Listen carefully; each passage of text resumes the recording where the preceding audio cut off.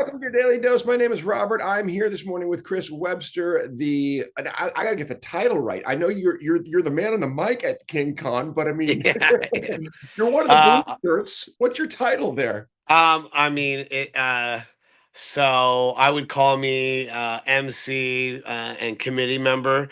Some have called me the face of it just because I'm the loudest and the most, and my face is plastered all over the Stephen King groups. But it was a joint effort with 8 other people for sure. So you call me what you want.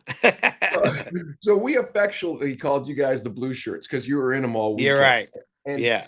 I want to just say right off the bat, we talked about the experience. A lot of us didn't know, just like you, what we were getting into exactly, right? This was a year ago. You put this together, and then Two, we two saw years.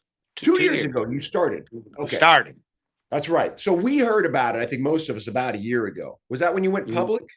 Or We went public on October 19th, I think, of last year.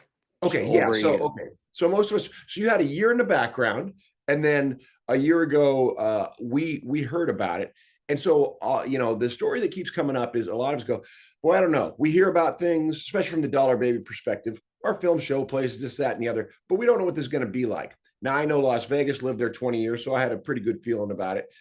But I show up, and I got to say, you guys from the get blew us away. The nature Thank of, you. I mean, let's just start with the swag bags. I'm like, this is a dang good swag bag. This is Yeah, I mean that was important to me. Other committee members were telling me to f off towards the end of it because I was still trying to add. I was adding shit right up until a week before we left. I added the bread from Maine. Someone reached out to me, but I wanted. We're collectors, and I'm a collector, and I know that 90% of the people coming are collectors, and they wanted stuff to keep from this. They wanted mementos, so they were really same with the program. That was important to me to have it look collectible, like a book, an arc, if you will, proof. So it was very important to to okay. to So knock you're a those out the park. collector. Yeah, people need to know that about you. Talk to me about indie editions and what does it mean to be a collector? Because I got to say, I didn't know much about this world. I'm not much of a collector, but I was blown away again by the room, the vendor room, and Yeah, sold the out, nothing left. oh, Oh my that was gosh. nuts. So tell me about being a collector, how you got into it, maybe, and then we'll get to Yeah, what I know we have short burst here of time. Basically started collecting the first editions back when I was in grade 9 with a beat off paperback of it.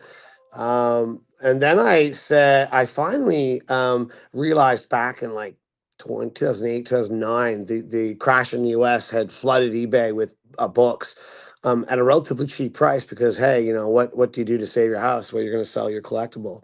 And I bought some, and they were signed, and they were better paper, and they were in cases. And wow, I didn't know this, and I started to collect. And I'm a soak up knowledge kind of guy, and I went nuts. And then my wife caught me buying a $700 book on the credit card, and that was game over, man. She was like, "I'm gonna murder you. You're not buying any. That's stupid." And now it's provides a little bit of a good life for us. But she forbid me, so I sold some of my books to get a kitty and started buying and selling.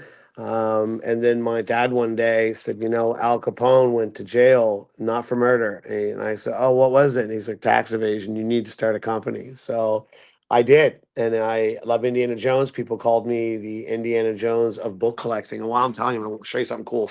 I've always been searching for people. And this here was painted by me by Francois Valancourt oh as man. Indiana Jones. And you met him there, I think. Yeah. So that's me getting, of course, a Stephen King book for someone, and it kind of went from there. And then I started to publish books. I've published 2 so far, with another 4 or 5 that are in the kitty being worked on. And then I was like, I want to do more in the community. I want to do more in the community. So I want to give back because now I'm full time books. Indie Editions is full time, and that progression for me was hold a party. And me and Jackie Mateus, who wanted to hold that party, and the party turned into a convention. We sold, I think we wanted to sell 50 to 80, and if 100, we were going to be like, whoa.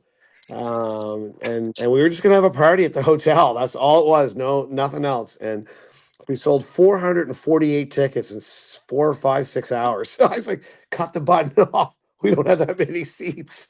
Like, so we expanded 3 times, and then we decided not to expand anymore because we weren't sure of the layout. We weren't sure of the rooms. Now that we know, we're gonna really aggressive. You know, I think of the Joker, aggressive expansion. If you like the Dark Knight, so that's Well, let's hold it there because we're at 5 minutes, number one. And it's a good point, which is just outstanding. All the energy is great. And believe me, all the King fans are super excited because when you talk about what's next and aggressive expansion, oh my gosh, there's so much out there. So hang on. We're going to come back for the next dose. you Hang got it. out.